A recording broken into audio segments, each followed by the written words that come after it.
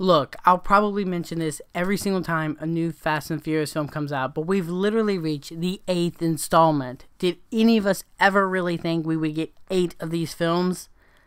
I can't deny that's kind of impressive. So the plot for these films are always pretty basic. In Fate of the Furious, an evil, mysterious woman forces Don to betray his team and work for her so she can basically take over the world. That's basically a backbone so we can just have ridiculous, over-the-top action sequences. And Fate of the Furious offers some of the most ridiculous and over-the-top action sequences I may have ever seen on film.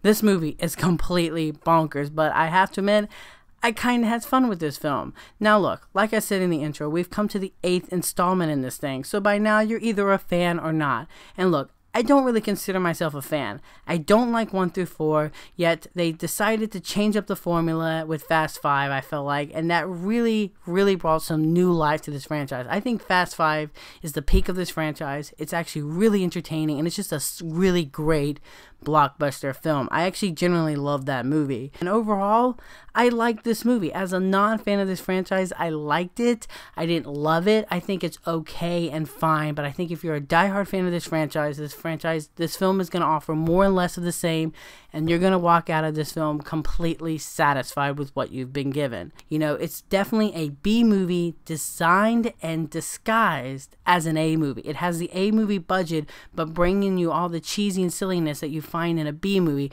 but it knows that, so it wears it proudly, and you can have a lot of fun with this movie. It offers all the ridiculous action scenes, the cars, the stunts, the fun bantering between characters that you've come to expect. I will admit though, it's after Furious 7, which was such a perfect send-off that I felt like to the franchise and the late Paul Walker, this film does feel a bit unnecessary. It doesn't bring, I feel like, a whole much new other than what you've liked before, so it doesn't really take enough risk, in my opinion, that I would have personally liked, but it does get just enough right.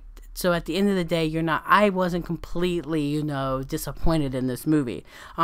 I do think one of the best things about this movie is Charlize Theron. I thought she was great. I loved her as the villain in this film. I thought she was a much different villain than the previous film. She was definitely more of a button pusher villain. She didn't really go toe to toe in this film, and I love that about it.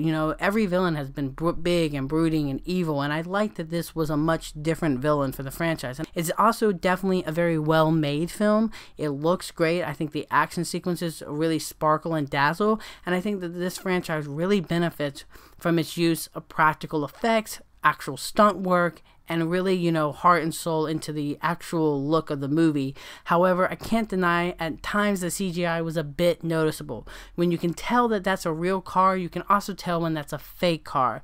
Overall, Fate of the Furious is pure fan service, and if you're a diehard fan of this franchise, you're going to be completely pleased with this film walking out. As someone who doesn't consider himself a fan of this franchise, I thought it was fine.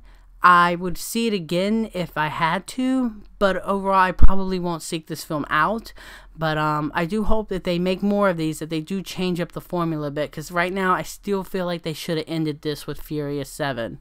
As the score goes, I'm going to give The Fate of the Furious a 3 out of 5. So you guys, let me know in the comment section below if you are a fan of the Fast and Furious franchise and what you think of Fate of the Furious. And until next time, I'm a Slasher Movier, and you guys have just been slashed.